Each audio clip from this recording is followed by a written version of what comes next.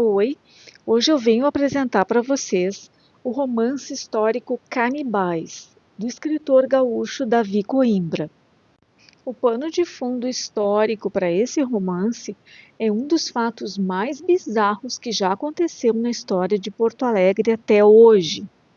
Entre os anos de 1863 e 1864, muitos porto-alegrenses foram transformados em canibais involuntários por terem consumido linguiças feitas com carne humana sem saber. Muito já se falou sobre esse caso, que ficou tão fortemente impregnado no imaginário da população. Os crimes da Rua do Arvoredo já inspiraram livros, fóruns de internet, vídeos do YouTube e até um programa do Linha Direta. Eu vou deixar para vocês na descrição desse vídeo os links para esse programa do Linha Direta, para um vídeo do Paulo Resulti, para um vídeo do Peninha, do canal Buenas Ideias, e se eu conseguir, eu vou deixar também um link para um texto do Jus Brasil, escrito pelos advogados Cidânia Locatelli e Diego Bayer. E agora nós vamos começar a discussão desse romance histórico que, de cara, eu digo para vocês que vale a pena sim a leitura. O primeiro fato que nós precisamos ter em mente antes da leitura desse livro e para a compreensão dessa história e dos fatos históricos é que nós não estamos tratando dessa Porto Alegre aqui que aparece no mapa, desse tamanho, com 1.300.000 habitantes. Nós estamos falando de uma Porto Alegre que se resumia àquela região aonde eu apontei com a seta vermelha. Uma pequena região que hoje é tão somente uma parte do centro da cidade. E nessa época, Porto Alegre tinha 14.000 habitantes. Para quem conhece Porto Alegre, imagina essa cidade, essa Porto Alegre do século XIX, compreendida entre a Santa Casa, a Demétrio Ribeiro, a Rua da Praia e o Rio. As avenidas Protásio Alves, Praia de Belas e Azenha eram caminhos que levavam à parte rural. O bairro Menino Deus era mata nativa, o mato das emboscadas, justamente pelo risco que as pessoas corriam ao transitarem por ali. E aonde hoje é o bairro Rio Branco, havia um quilombo formado por escravizados fugidos. É esse vilarejo que é o cenário da nossa história. Esse livro foi escrito de tal forma que o conhecimento dos fatos relativos ao caso não antecipa o final, não dá necessariamente spoiler de tudo que vai acontecer. Muito pelo contrário, o conhecimento dos fatos históricos vai fazer com que vocês apreciem muito mais essa leitura do começo ao fim. Dito isso, vamos aos fatos. Vários personagens desse livro são personagens históricos, mas os principais no nosso caso são o José Ramos e a Catarina Pause. Não existem registros fotográficos deles, então esse casal que aparece nessa foto são atores. O José Ramos nasceu em Santa Catarina e durante um episódio de violência doméstica em que o pai agride a mãe, ele acaba matando o pai. Em razão disso, ele foge para o Rio Grande do Sul e vem a se estabelecer em Porto Alegre. Aqui ele consegue trabalho na força policial, mas ele acaba sendo demitido por excesso de violência quando ele é flagrado prestes a degolar um prisioneiro na cela. Esse episódio se torna ainda pior porque esse preso é o Campara, uma espécie de Robin Hood dos Pampas. Apesar disso, o delegado, que era um corrupto chamado Dário Rafael Calado, gostava do José Ramos e acaba decidindo mantê-lo como informante da polícia. Já a Catarina nasceu na Transilvânia, mas ela era de etnia alemã e ela era falante de alemão. Durante a Revolução Húngara, a sua família, seus pais e seus irmãos foram mortos e os soldados reservaram para a Catarina o pior. Sozinha, em plena adolescência, ela acaba casando com Peter Pause e juntos eles decidem vir para o Brasil. Porém, o marido dela acaba dando fim à própria vida ainda no navio. E ela desembarca no Brasil sozinha, sem saber o idioma, sem ter trabalho, sem ter renda, sem ter nada. Por consequência, passa a se sustentar com a prostituição. Passados 5 anos de uma vida muito difícil em Porto Alegre, ela conhece o José Ramos. Em 1863, eles vão morar juntos na casa da Rua do Arvoredo. A partir daí, eles começam a cometer crimes. Latrocínio, principalmente latrocínio.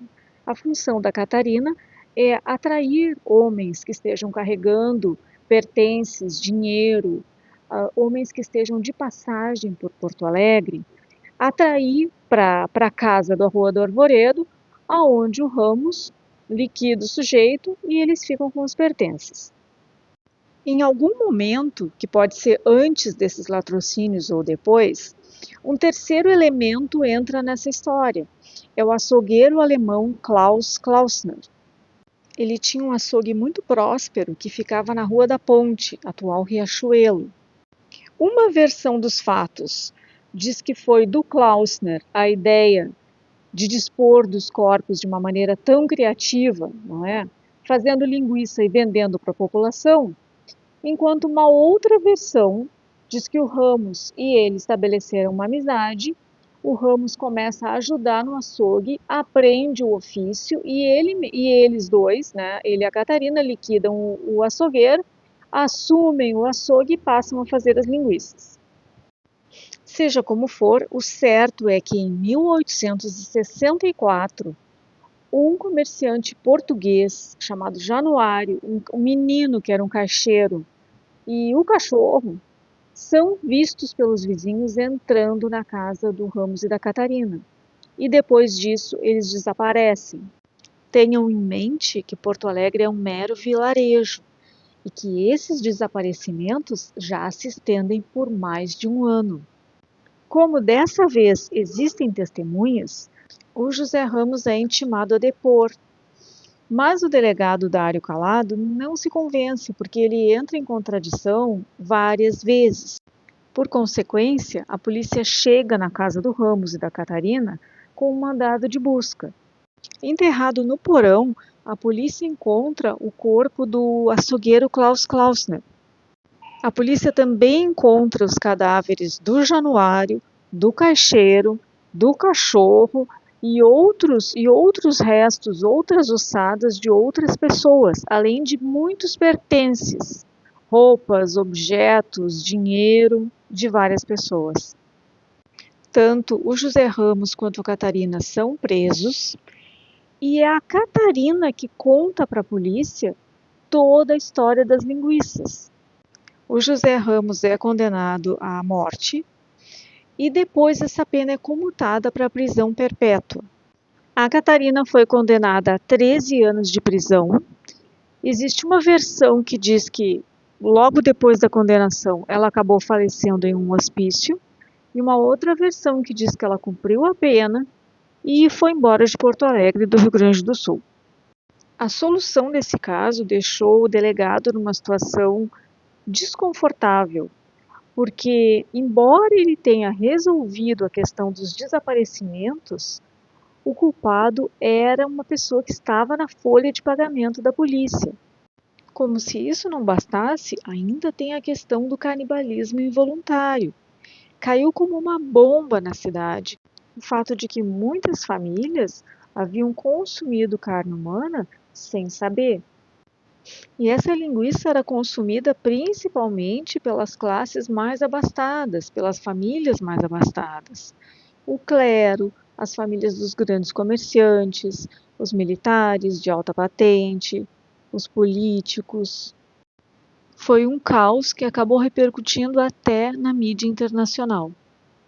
O José Ramos acabou morrendo bem idoso na prisão, jurando inocência até o final.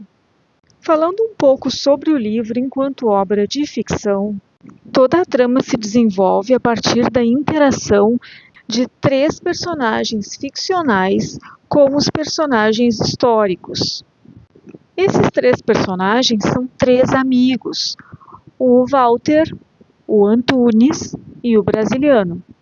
Esses três amigos, eles representam três ramos diferentes de colonização do Rio Grande do Sul, três ramos étnicos de formação da população.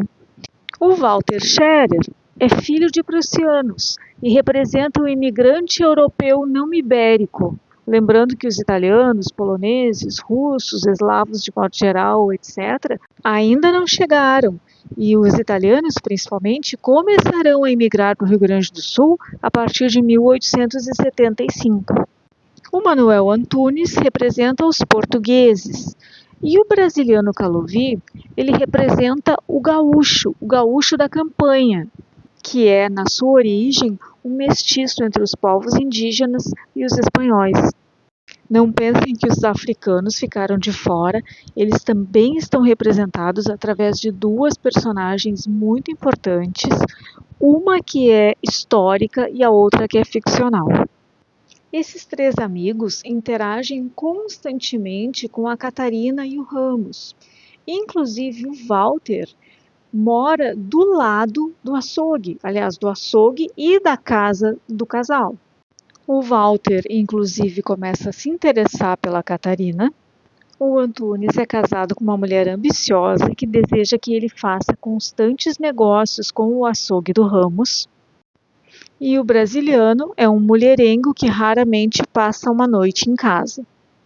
Todos eles acabam, direta ou indiretamente, testemunhando os fatos históricos que estão se desenvolvendo nesse romance. Um dos aspectos mais positivos desse romance é o fato do autor fazer conexão com múltiplos fatos históricos. O autor não se limita simplesmente a citar os fatos relativos aos crimes da Rua do Arvoredo. Muitos outros eventos, seja da história do Rio Grande do Sul, de Porto Alegre ou do Brasil, são abordados nesse livro e de uma forma ou de outra fazem parte do enredo. Um outro ponto muito positivo desse livro é que ele tem um alto teor de suspense. Vários capítulos terminam com um gancho para o próximo capítulo. A gente fica muito ansioso para ver o que vai acontecer. Esse foi um romance assim que às vezes eu me pegava olhando algumas páginas adiante para ver como que aquela situação ia se resolver, porque realmente ele tem uma carga de tensão, de suspense muito alto. O autor, inclusive, usa os dados históricos para aumentar a tensão e o suspense no romance. Por exemplo, vocês lembram que lá na parte histórica eu comentei que um comerciante português chamado Januário foi morto pelo Ramos. No romance, o Brasiliano tem um cachorro que está sempre com ele e que se chama Januário. Então, isso já liga um alerta para quem conhece a história, porque tem aquela questão do cachorro que foi encontrado no quintal do Ramos e da Catarina, e tem essa questão do nome do cachorro ser Januário. Então, para quem é cachorreiro que nem eu, a cada vez que o Januário interage com esses dois personagens, o leitor acaba ficando mais tenso. Um terceiro ponto que eu achei assim muito bem trabalhado pelo autor foi a criação de um mistério altamente eficaz. O autor parte do pressuposto de que os seus leitores conhecem a história dos crimes da Rua do Arvoredo. Então não existe mistério quanto a quem mata. Ele inverte esse mistério e ele faz com que a dúvida seja quem é que vai morrer. E como ele constrói personagens com muito carisma, personagens com os quais a gente se importa, as mortes são muito sentidas pelo leitor. E isso é fundamental para que a gente goste de um livro de horror.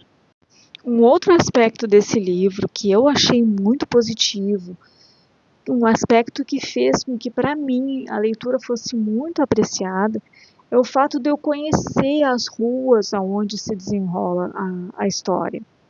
E não apenas conhecer as ruas, mas reconhecer os detalhes que aparecem no livro. Por exemplo, essas árvores são da Rua do Arvoredo, da atual Fernando Machado.